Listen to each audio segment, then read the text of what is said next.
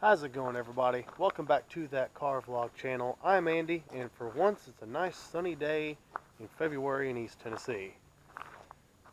And on this day we are going to the Knox News Auto Show in downtown Knoxville again, and we're taking the truck. So without further ado, let's get on with it.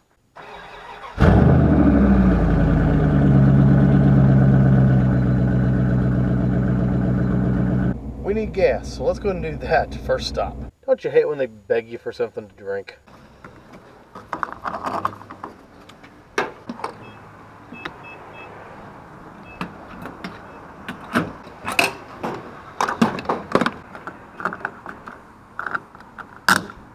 I don't keep much in her. Alright, now let's get it.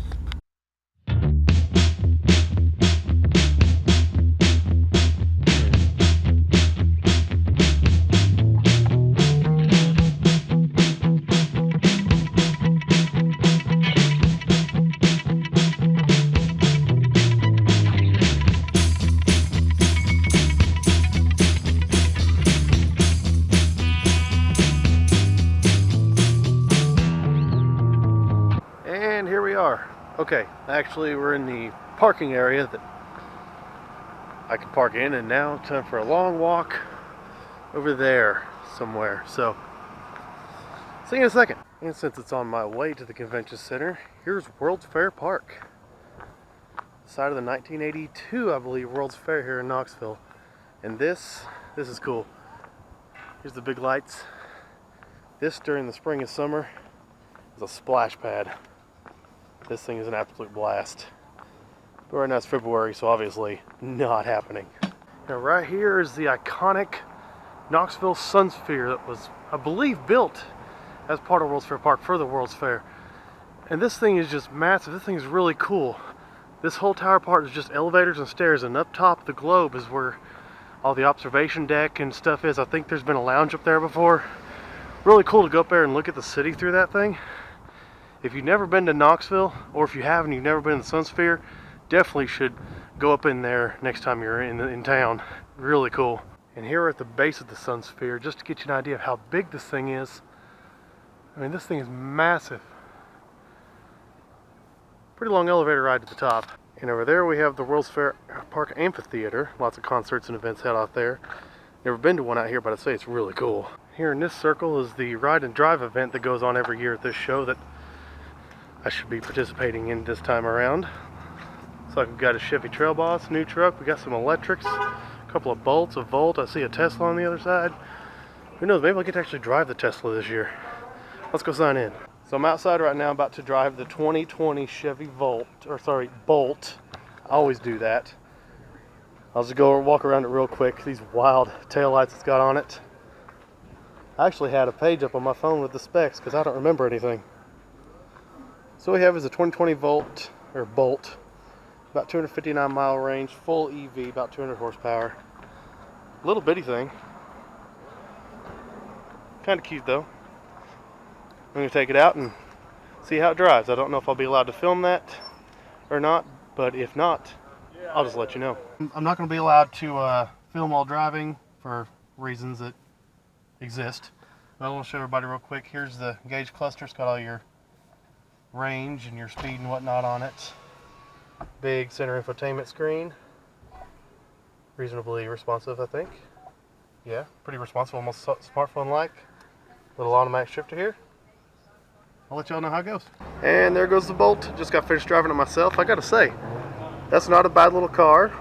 It's actually quite roomy in there.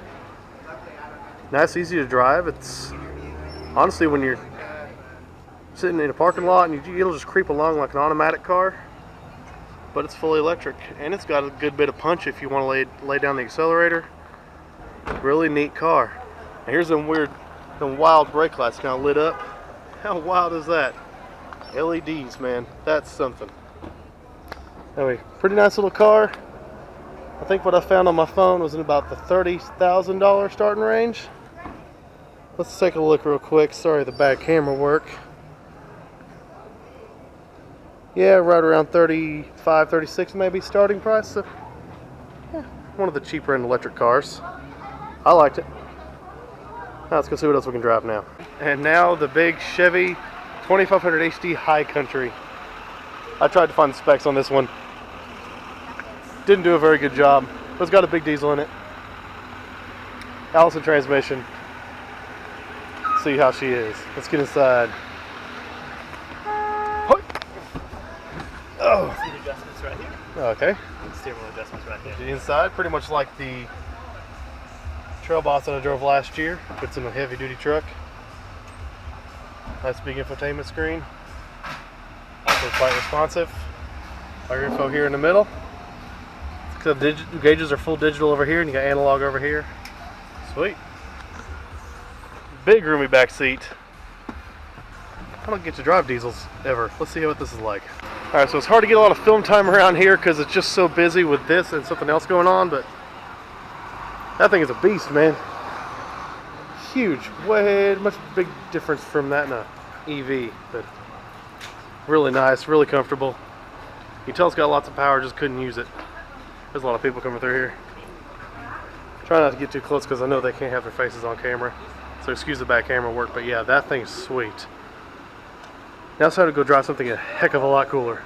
Well, so much for that. I was going to drive a 2020 Camaro. I can't remember what, LT1. Camaro LT1. And I looked it up, preparing to drive to. I looked up the specs. 455 horsepower, 6.2 liter V8. Rated at an astonishing 16 miles to the gallon in the city, which is what my wife's van gets. I'm assuming that's if you baby it. But it's 5 o'clock, so I had to shut it down. And the electric cars are being shut down, so it is time to go downstairs and see what's going on at the show.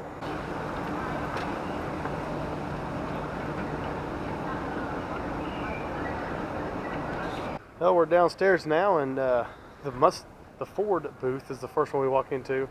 Check out this EcoBoost 4-cylinder Mustang. I love the spec on this thing. And 4-cylinder sounds lame, and it was lame back in the Fox body era, but these things put out over 400 horsepower on high-test gas, or I'm sorry, over 300 horsepower on high-test gas. A turbo 4. God, this color with those wheels. This thing is sweet. Of course, there's the fast one, the 5.0, but that color is a little eh. But this is the spec I would want in a brand new Mustang. This is beautiful. Let's jump in real quick. We'll like fall into it. Whew, okay. I'm a big guy. This is not made for me. Alright, I don't think this is not carbon fiber, but it looks kind of good. Should we move that up a little bit? Now this has your automatic transmission. I don't know if you can get them in a manual or not, but this has the automatic. Pretty basic stereo, not a big infotainment touchscreen. This is kind of a low model, a low level model, but it's still pretty nice. You got your cloth seats with the Mustang embossed into them. I'm going to say embossed, and my wife's going to tell me that's wrong. Nice glove box. I like this badge, 55 years of Mustang. That's really nice. There's a nice big start-stop button down here. It's not really big, but it's really nice. Back seat's obviously a joke. It's a Mustang. I like this thing. Let's go check out the window sticker. And here it is, that 2.3 liter EcoBoost 4-cylinder.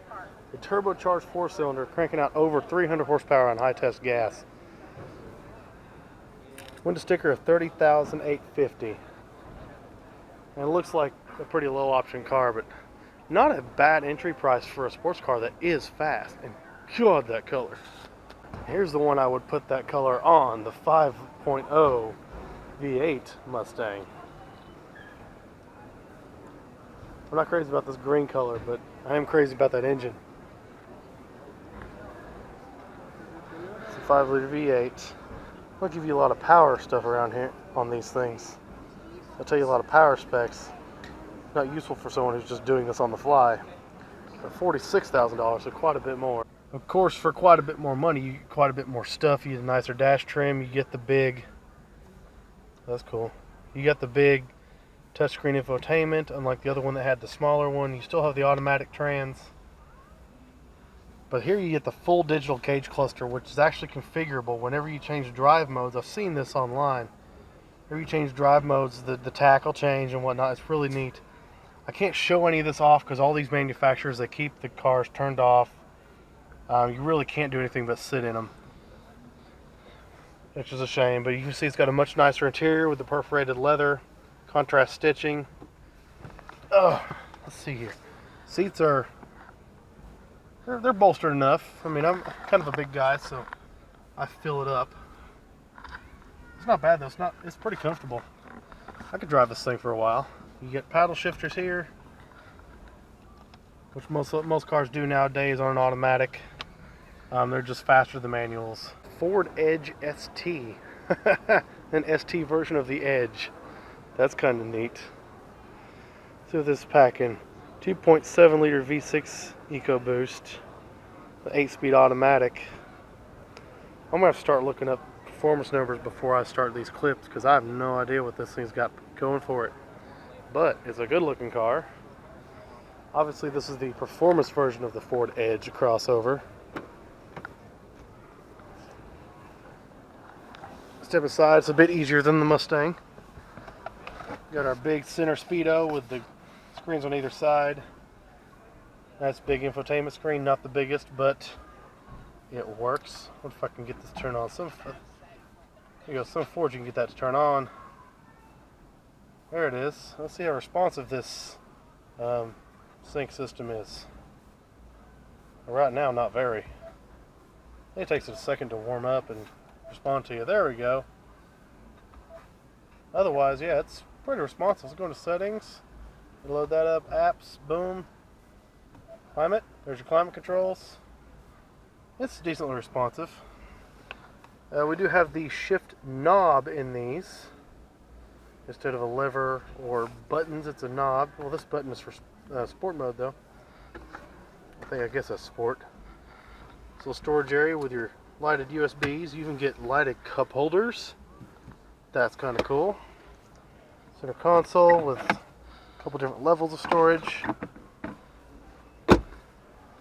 Decently comfortable. It's got the bolstered seats again, being the ST model. It's got the ST in the leather there. Nice big sunroof. Oh yeah, this thing's not bad. Not bad at all. And on all Fords, when the doors open, the lights light up. So here's your taillight design on the back. It's kind of wild. Let's see if it shows up on the front before they go off. Yes, you got nice DRLs there. Nifty shape to those. And here's a nice comparison too. Here's the ST version, and here's the regular version of the Ford Edge. So you can see some style differences right away. The wheels, for one. The wheels are much nicer on this. The front end's got a bit of a splitter on it, whereas the front of this one's a little less aggressive. Still pretty much the same. Of course, that color. Both colors are nice. Here's the cargo area. We'll go and look at the cargo area on the regular one since it's already open. Big cargo area. It's only a 2-row. Pull this up. Here's your spare and a lot of storage area underneath the floor. A lot of storage trays. You can see more ST upgrades from the rear. Here you have nicer exhaust tips, a bit nicer bumper. Here you just got the regular. Pull this down, see if there's any difference here. Not really much of a difference on the lift gate itself, except of course you got the ST badge. I'd be interested to see how this thing drives. Here's a new Ford Escape. A lot of people say it's got an ugly front end. Not so sure I disagree. It's an alright looking vehicle. Pretty standard inside. I'm not going to say much about the Escape. There it is. Not crazy about that front end. Here we have the 2020 Ford Explorer ST with plenty of Explorer badging. This thing runs about $62,000 for a Ford Explorer. So that one's got some options on it. But what we have under the hood of this thing is a 3-liter V6, which I can only assume is turbocharged, with 400 horsepower. Yeah, there's a turbo. It's turboed. 400 horsepower and a 10-speed automatic transmission in a Ford Explorer. $60,000. We'll do a walk around on this thing. It's kind of cool. I've had a couple Explorers in my time.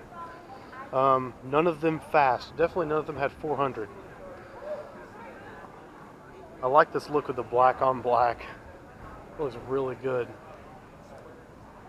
I'll step inside this thing. I swear everyone that gets in these before me is short, so let's fix this seat. There we go. So you're staring at a full digital gauge cluster again. Turn that down. I don't know if I can do anything with it. Let's see here. Probably not. But that's a full digital gauge cluster, obviously. Here we have the big vertically mounted touchscreen infotainment system, which is pretty new for Fords. It's got the sync and it's decently responsive. Decently. It's not as fast as a smartphone, but it definitely works. It doesn't take a long time. Once again, you've got your shifting knob in this, as well as your drive mode selector on a knob.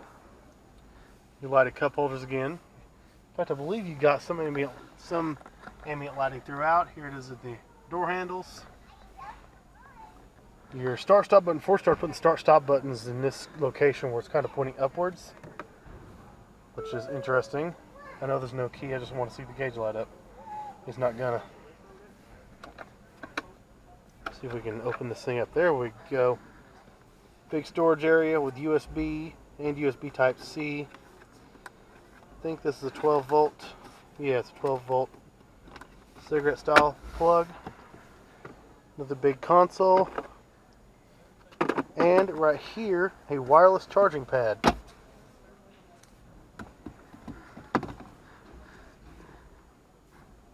Yeah, I don't think it's going to work since the car's not on. Wireless charging pad, and my phone is too big for it because it's got an OtterBox on it. But it is wireless charging. You just have to not care about your phone's safety in order to use it. I care about my phone's safety. I like the Ford Performance sill plate there. This thing is something special. This is not Ford Explorer that I had, but from the 90s, man. This thing is pretty sweet. Climb inside. I've got that seat in a comfortable position for me. It's not bad back here. Let's bring some light in here. Here we go. You got a little console down there with some cup holders in it. You got some rear climate control. I may end up using my phone's light a lot because the interior of these cars gets dark inside this convention center. This isn't bad. Oh, and you've got, look at this, headrest mounted screens with inputs HDMI and USB. Man, that's pretty sweet. Headphone jacks in them. If you can move them or not. I'm not going to try very hard. I reckon they're touchscreen because they got some capacitive touch buttons right here. That's really cool. So you get your rear seat entertainment. Nothing in the third row. In fact, I don't know that I'd want to sit in the third row. It looks pretty tight. But that's really cool. Oh, here's one thing I wish had been brought to the Ford display. The Mustang Mach-E electric SUV. I know people are going crazy saying that's not a Mustang, they shouldn't have made that. I think it's cool, and I agree with other reviewers that have not had a chance to review it yet, but say that it was smart to use the Mustang name because of how well known it is. We'll get some specs on it. So there's a picture of it. The specs for those who probably didn't know anything of it. 0 to 60 in the mid 3 seconds, up to 300 miles of range. And your phone is your key. Kind of like a Model 3 Tesla. It's just your phone, not a key fob. Here we have the 2020 Ford Mustang GT500. Its V8 engine cranks out 760 horsepower, making it more powerful than the Camaro ZL1 and close to the Dodge Challenger Hellcat Redeye. This thing will start at $74,000. You can option it up to $95,000. And man, check out some of the details in this thing. First of all, look at this color with the black stripes. That is just insane. Look at this front splitter down here.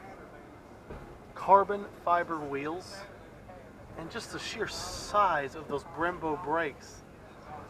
That's just absolute insanity. It's good to walk around. I don't want to step on the platform. I'm afraid somebody might tackle me. I don't know how I can deal with that. Got carbon fiber wheels. I hope they come out on camera. That's super cool. Big carbon fiber rear wing. I don't know all the specs. I've already watched the reviews on these, but honestly I don't remember. But man, alive. And these things sound so good from what I've heard in the videos. I wish I could hear this thing start up. Okay, let's admit, I wish I could drive this thing. This is something. This is just, I cannot believe this thing. And I love that you've got push-button hood pins on this thing like an actual race car, because it's pretty much what it is. Look at that hood with the vents. This thing is just plain sexy. And just like last year, here's the new Raptor with the EcoBoost turbocharged V6 in it. It's got more power than the first generation 6.2 V8, but man, the sound from that first generation is so much better. Oh, these things look good, man. I love the way these look. I'd love to get a chance to drive one.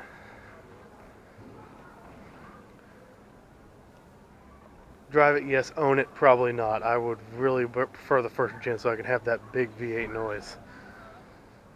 Man, this thing is sweet. When you jump inside, it just gets nicer. And there's your interior. I mean, I love this.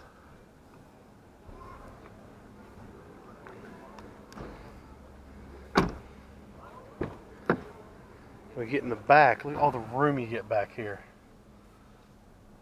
I'm going to turn my light on again. I mean, it is really dark in this convention center. Look at all the room you get back here. And all the options, you get heated seats in a pickup truck, multiple plugs. Open this up, you get 2 standard USBs.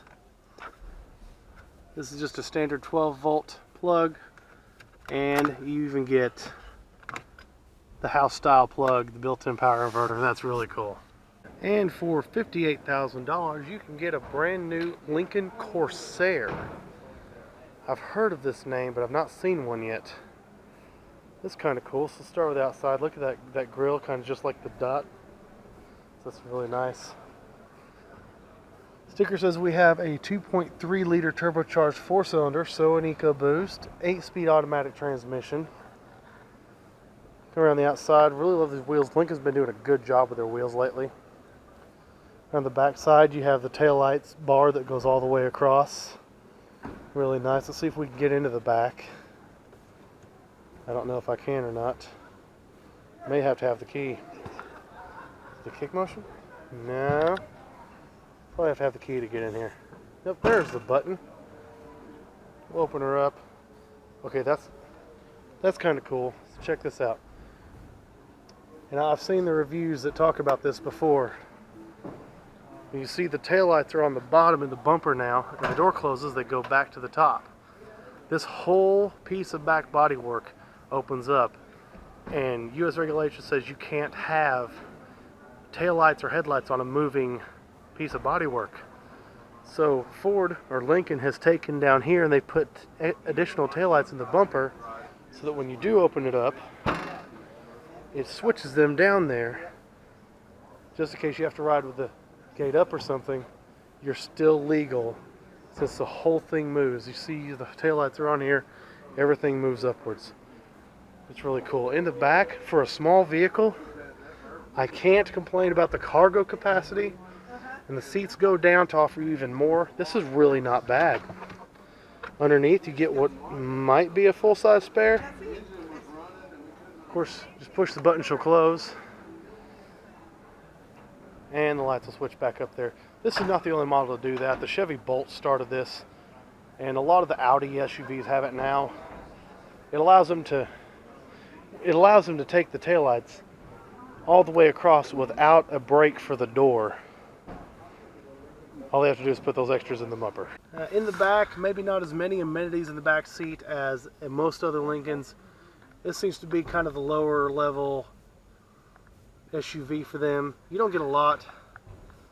You get some USBs under this cover, and you get your house power there. Heated seats, so that's kind of nice to have in the rear.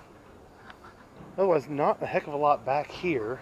Now, I don't know if this is lower level or not, but it's smaller, so that's what I'm going to guess.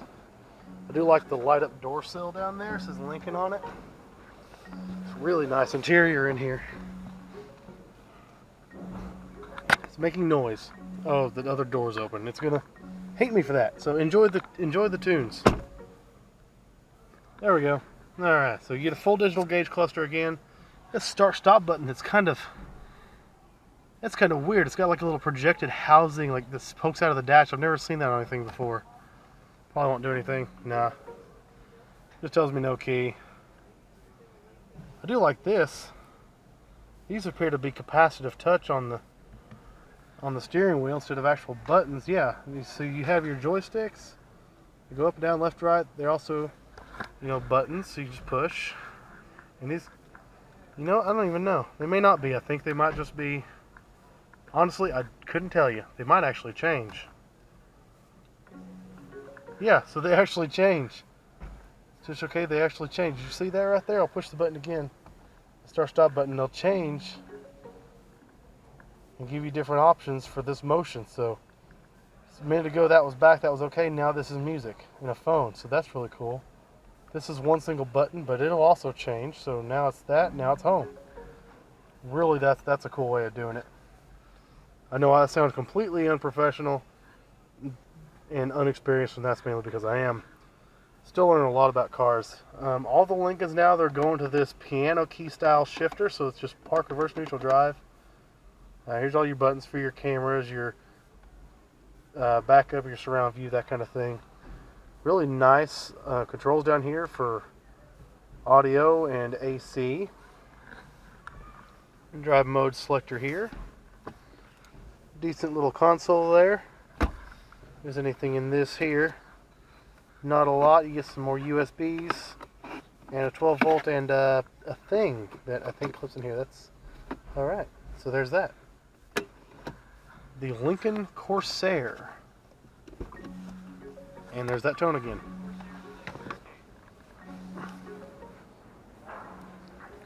So there it is, the Lincoln Corsair, kind of the smaller of their SUVs, but pretty nice. Alright, I'm done in the Ford booth.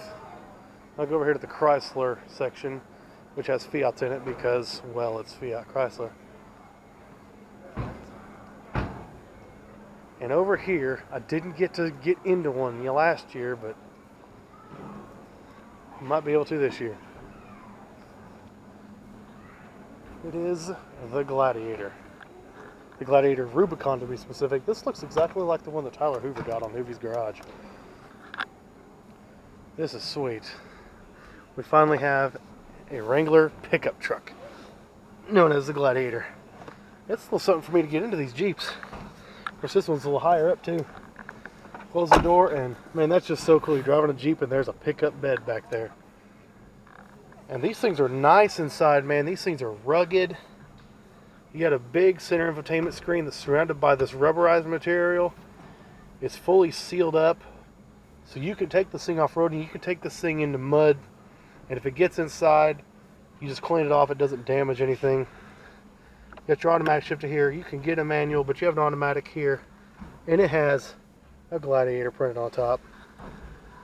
You get locking diffs, you can lock out front, rear, both, right here with these controls. They mounted your power window controls here in the middle so that you can still remove the doors. Really cool. Open this up, you get USB traditional and Type-C and a aux input and your regular 12 volt thing. I don't know if that's going to do anything. Nope. I don't know if that's going to do anything. Nope. I do like this. I love this interior trim. This is a very rugged vehicle. You get your leather with the contrast stitching. Nice stitched Rubicon logo. I mean, this is actually a really nice place to be for a Jeep, dude. And I just assumed the power window controls were there so that you could take the doors off. But odd, you still have your window lock here. And you still have your power locks and power mirrors on the door. So I don't know. It makes no sense. I guess they could have put the power window controls there. Just chose not to. Get in the back seat of the Gladiator. Man, that's high stepping for me. Whew! I am not in good enough shape for that. I'm a little cramped in here. I could probably move that seat up. But really in the back there's not much. You have your power window controls up underneath here again. Down here you do have more USBs. So you have two traditionals and two Type-C ports. And of course the house style power. You also get rear climate controls in a Jeep pickup truck, folks. So rear climate. I love this bar up in the top for when you take the roof off. It's got the speakers in it. You know the sound system in here is good. And yes, even on the pickup truck, all these roof panels still come off. You can still remove the roof. In fact, the front has already been removed. Hey, let me pull myself out of here and close the door. The front has already been removed up here, and you can also remove this back one. I've heard it's a little bit of work, but well worth it. Come around the back, here we have the pickup bed. Now the one thing you're sacrificing with the pickup bed having the overhang is the departure angle. You're sacrificing a little bit of that, and that's where getting the lifted Rubicon model helps. Here we have the nice LED taillights mounted up. You have a LED third brake light on the tailgate instead of on a rear spare tire carrier where most Jeeps have it. It's on the tailgate. Haven't seen this since the first generation Dakota, which I have, by the way. We'll drop it, and ooh, look, it's already got bed liner in it. See if I can. How do I release this thing? I don't know how to release this cover. It's got a nice tonneau cover on it. Some light up in the bed here. Pretty much just a standard bed. You've got some lights here to see at night. We'll put that back up. Nice big red tow hooks. And a backup camera integrated into the tailgate. Modern cars. Love this. Look at this. These Rubicons have these big Fox Racing shocks on them. Love these wheels with the classic Jeep on them. That's really cool. Jeep's been doing that lately. They've been putting Jeep symbols everywhere. Come up front, you still have the 7-slot grill. This is kind of cool. The front mounted camera. This allows you to see over a steep incline that you're coming up on. Gives you a little bit more confidence when off-roading. As you can see here, there is no Jeep logo anywhere on the front. The first ever review that I watched of this, it was mentioned that Jeep decided not to do that because they've decided that the grille itself is their logo. And indeed it is. So let's see what you're getting on the sticker here on this thing. So here's a 2020, of course.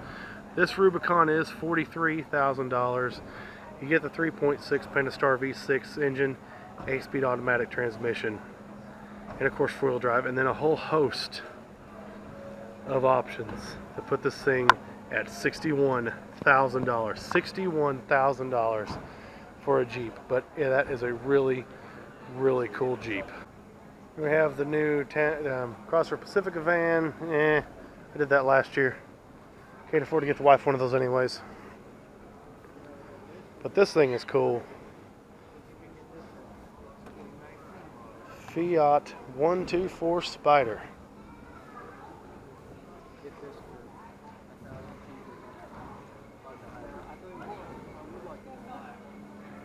Now this is a good looking car. How much does these things cost? And this is a 19 model. This one's for $34,000 with options. What do we get here? We get a 1.4 liter 4-cylinder, 6-speed Aisin automatic transmission. It's an Aisin transmission like Toyota's use, so that's good news. That means that thing's going to last. Let's go get inside of it real quick. Well, let's see first if I can get inside of it. I may have to push that seat back a little bit. There. Now I might be able to fit myself in here. It's still a bit of work. Once I get in here, it's not too bad. Close the door. I could drive around in this thing. See, pushing the start button does anything. I'm going to try this in all the cars just in case it at least turns something on. It does not. We have an automatic transmission here. I'm not sure if it's available with a manual or not. So I did a little research, and yes, they are available in a manual, which would be really cool. Your 1.4 liter 4-cylinder has 260 horsepower. And yeah, you can start these things off at 25,000, but option it up like this one is at 34. And you can even go up to the Abarth edition, which I'm sure costs a heck of a lot more. But let's see here, we got a pretty standard gauge cluster. You got your big tack right in front of you like a Porsche or something, being the focal point, the most important thing, your speedo over here, and your digital screen over there. You got a decent sized infotainment touchscreen for a small car. And I'm going to get out to show the rest. That was not easy to do. Now, one thing I'm not crazy about is this cup holder situation. I wish something else could have been done about this. They're in between the seats, and that's just a terrible place. You can just pop them in and out like this. They're actually made to do that. But that's just a horrendous place for cup holders. You do have a small storage cubby here, which is actually relatively deep. This latch, I think, is for releasing your convertible top. Yeah. See what happens if I pull this seat forward a little bit. Looks like you get a little bit more storage right here. Please pardon the back camera work as always. Put this thing back. Maybe. There it goes. Nice little convertible car. Have a pretty ample trunk for the car this size. Nothing huge, but it's workable. I do like this rear taillight design. I think it's really nice. Very sporty. Really like that. The antenna has been removed. That's funny. I think they do this so people won't take them or break them. But yeah, Fiat 124 Spider. It's not in a Barth. I'd like to drive one of those. And here's a sexy mouthful for you.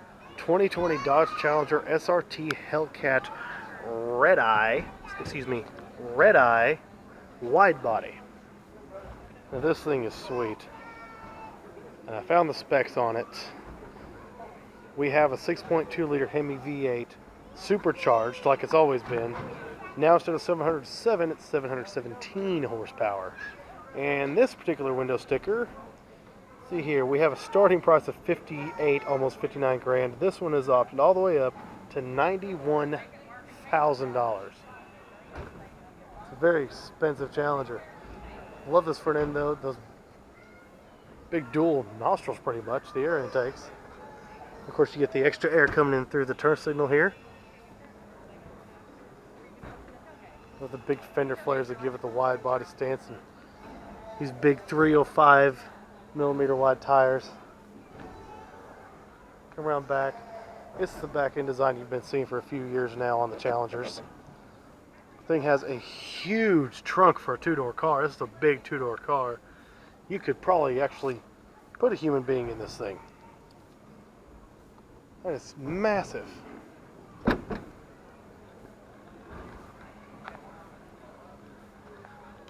Step inside this thing. One of the last cars out there to still have the underhanded door handles. Step inside. Nope, still nothing. So I love the gauge cluster on these Hellcats. These big red gauges. When it tops up at 220 miles per hour, I want to see this thing do that. Excuse my text tone. Big touchscreen, automatic, 8-speed, I do believe. If I'm wrong, I'm wrong. And this thing is sweet. Love that view out over the hood with those two big intake humps sticking up. And next to it, we have the 2020 Charger SRT Hellcat wide body. So if you want that, but you need that many doors, here you go. Same engine and everything. This thing has $77,000 as stickered. Now this thing is nice too. I love the way this looks. And you got the big flared fender so you can get the wider tires on it just like on the coupe. See if I can get a measurement on these things. So this also has the 305 millimeter wide tires. This is insanity. If we get in, we get the same door handles.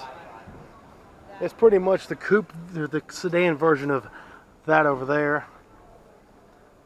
So it's a Challenger you can fit more people in. Pretty much, not really, but still. 717 horsepower in a sedan. That's just absolutely insane. You have the red seat belts. That's super cool. This is a really sharp car. Here's a 2020 Durango RT with the 5.7 liter Hemi V8 engine. I didn't check the specs on this one. I think I drove one of these at Cars and Coffee sometime last year. It was really cool. I really enjoyed it. That was a nice car. Anyone who watched my review of the 2015 Jeep Cherokee Sport might remember me saying that this design was changed to be a bit more conservative from the one we saw in the video. And indeed it has. You can see this has a much more, we'll keep saying conservative, a bit less wild front end design. Now this is the 2020, so it is a 5-year difference. But it is pretty much mostly the same. If we come back here and close the rear lift gate, we'll see the rear end styling has changed as well. Mainly the tail lights. Now instead you have these that light up here as your running lights, and your brake and turn signals are actually in this same area right here. So when you hit the brakes, it's red, and you turn your turn signals, it changes to amber. Kind of a cool look. It's mostly the same stylistically, just a bit updated, really. And let's see if we can find a sticker, see how much you can buy one of these things for. $38,000 as this one is optioned. Pretty nice. Here's all the new Rams looking good. There's your 3500, there's 2500. Here's the new Rebel for the 1500 level. I think it's pretty nice. Got the big knobby tires. I think I drove a Rebel too last year, that one particular Cars and Coffee. That thing was insane. I'm hoping something lights up when I get in here. Look at the size of this center touchscreen infotainment system. It's almost Tesla sized, but I mean not quite, but almost. I mean this thing is massive. It's a very nice truck.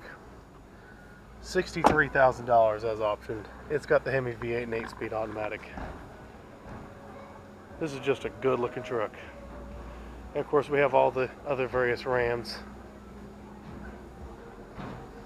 That's the Eco Diesel 1500. Very nice trucks. Let's go see the Chevys.